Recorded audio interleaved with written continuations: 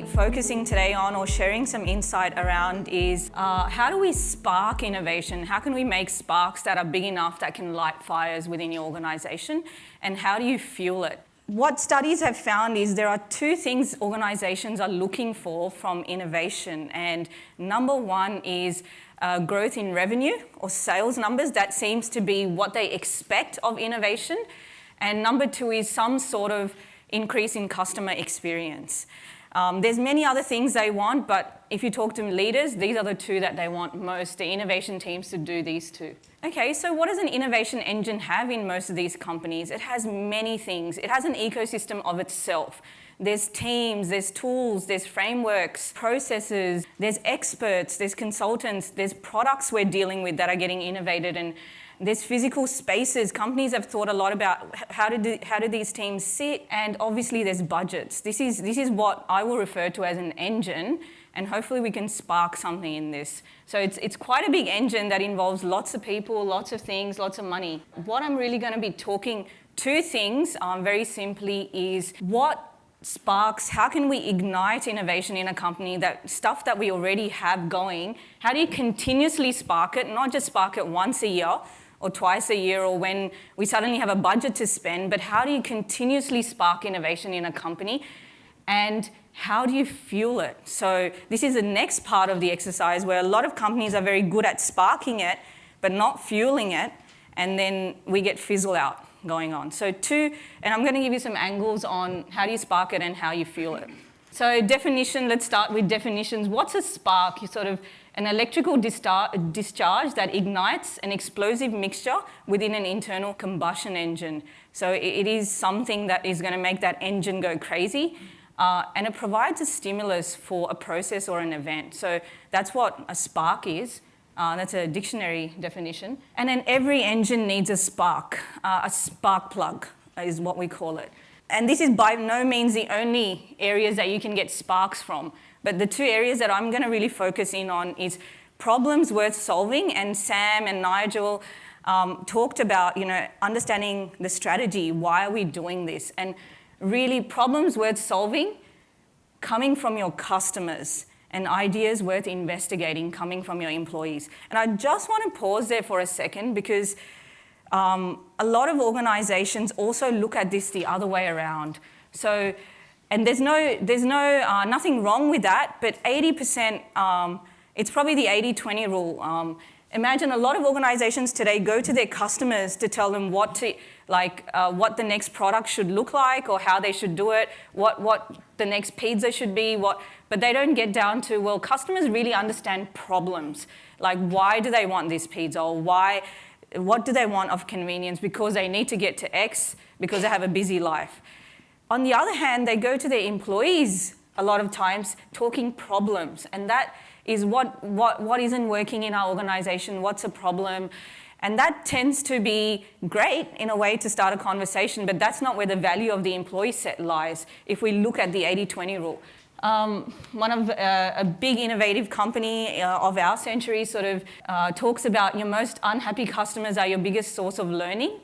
So problem discovery through customer feedback programs, or having a large amount of customers really shine light on what are the biggest problems in your business today. Which problems are these? Is a problem that a customer is talking about cross-product? Does it sit across your product range? Really, what we're trying to get to is this problem critical enough to spark the need for innovation? And this comes back to creating the why. Everyone understands that, I hate to come to work if I don't have a why, if I don't have a big enough problem to solve. Even if I was to be paid a lot of money, it's not fun if I'm not solving a big enough problem. So customer feedback, or asking your customers and understanding which is the biggest problem, really is a great spark to innovation. Now, the other spark is the employee ideation programs. We work with many organizations, some of them ASX 200.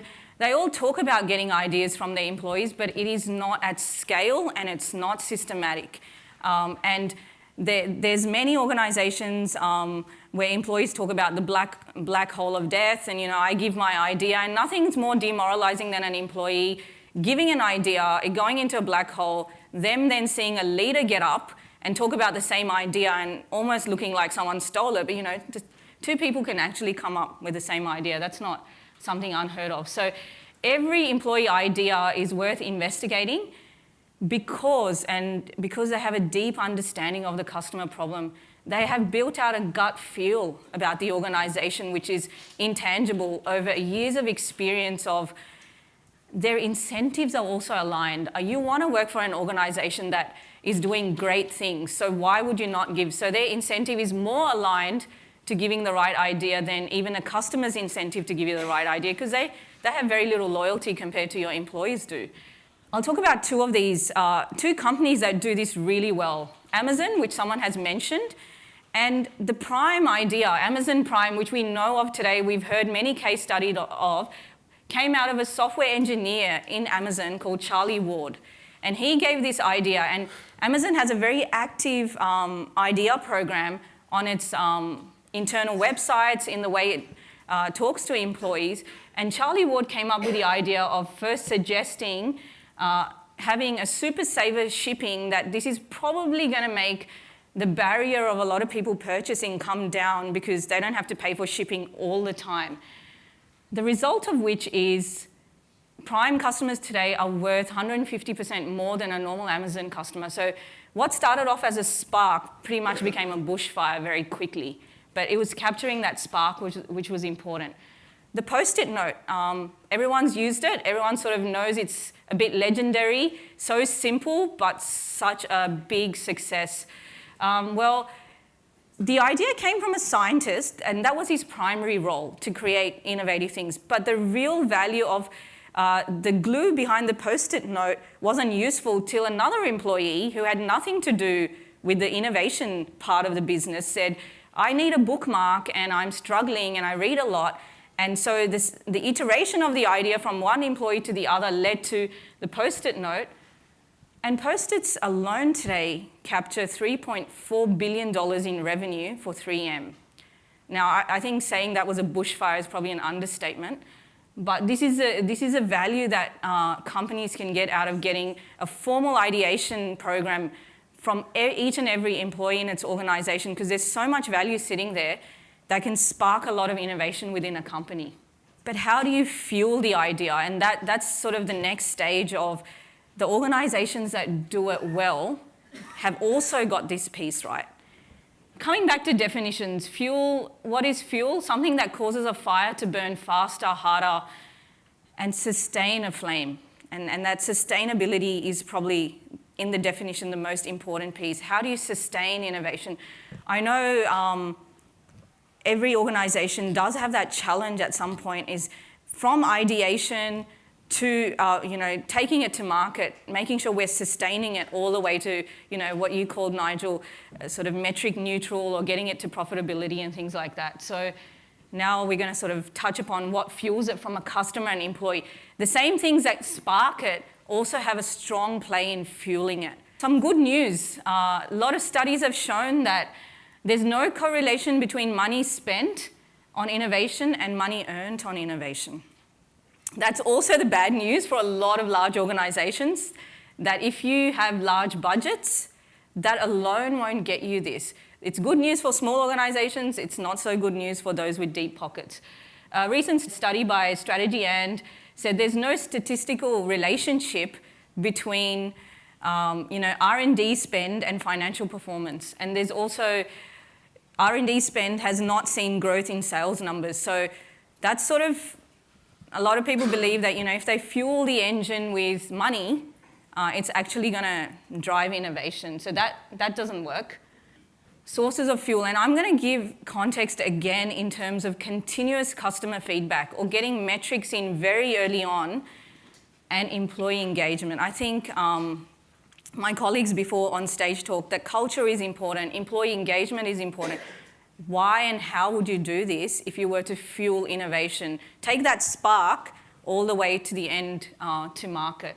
Continuous customer feedback loops are really important when it comes to innovation. And I can't sort of emphasize how many organizations are doing this wrong currently in Australia, where innovation is running separately from customer feedback, is running separately from customer service, is running separately, and all of that is happening with big spends in big silos in large organizations, and it needs to come together if we are to really make innovation work.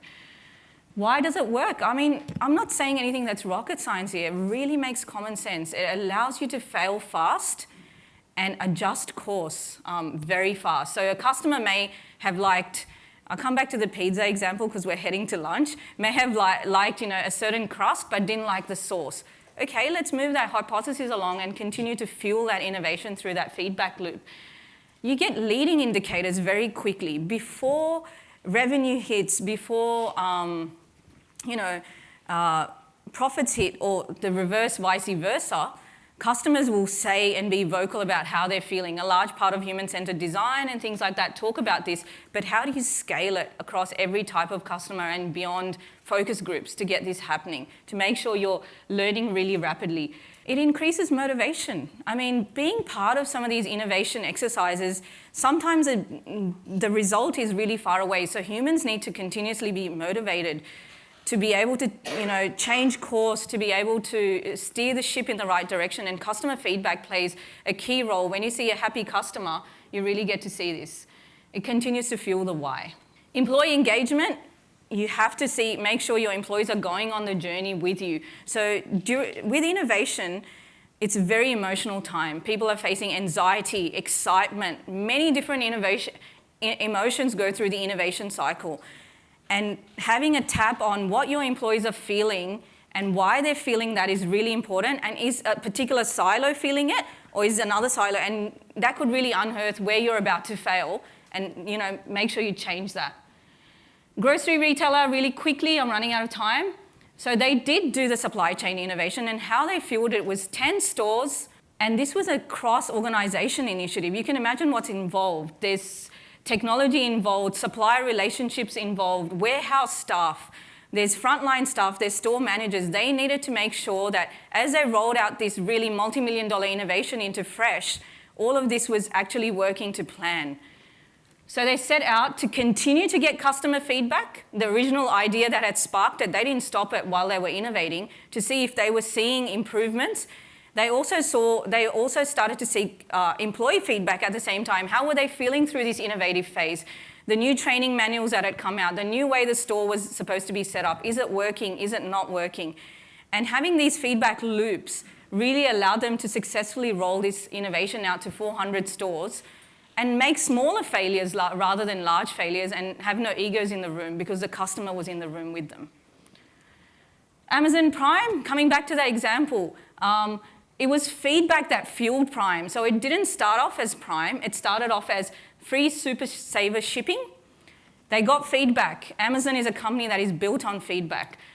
It changed into unlimited shipping, free. And they've changed it into next day delivery in America. So they're continuously evolving. Innovation is not a one-sum game here. They use that feedback loop to continuously evolve and stay innovative. Like I said, the employee engagement piece, once these two guys had worked out that this was an innovative piece, they actually gave the post-it note to 4,000 3M employees to use before they actually went to market. These 4,000 people got so excited about a piece of yellow paper that they backed this idea all the way into the market. Now, if this team had not got those 4,000 people involved, from supply chain to manufacturing to the marketing teams, I'm not sure if that $3.4 billion was possible. So there was a huge amount of employee engagement that was happening even before, through this innovation cycle. And some people ask, well, should we do one or the other? Really, these two things have to be done in unison. It's a little bit chicken and egg. So that's why it's sort of designed as a loop. That was sort of a really important aspect. And really people say, this gold mine or fuel base, most organizations are sitting on today. Their employees and their customers are two things they have within the organizations that a lot of organizations are not tapping into correctly. Thank you.